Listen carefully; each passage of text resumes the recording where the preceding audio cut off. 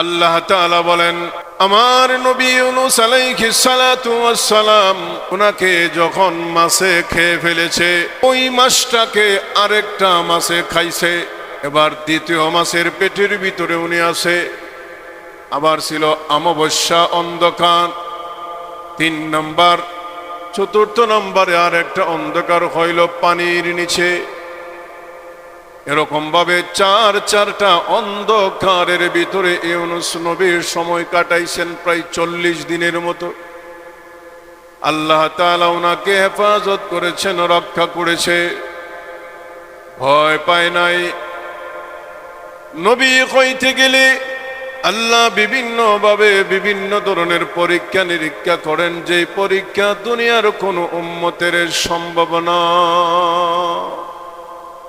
কারণ নবীর তবকা উম্মতের তবকা আকাশ জমিনের মতো ব্যবধান, এত পার্থক্য উম্মত এবং নবীর মধ্যে।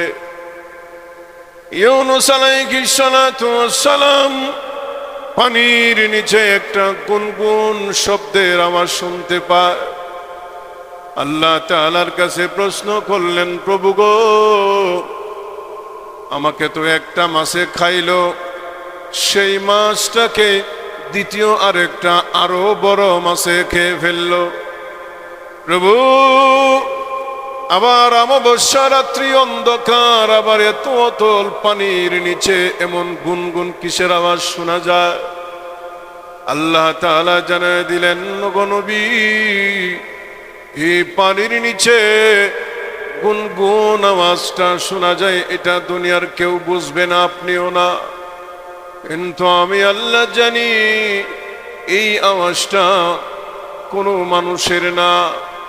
এই আওয়াজটা হইল সাগরের ভিতরে, পানির ভিতরে যত ধরনের প্রাণী আছে, সমস্ত প্রাণীগুলি ২৪ ঘন্টায় আমি মহান আল্লাহর জিকির করে সুবহানাল্লাহ।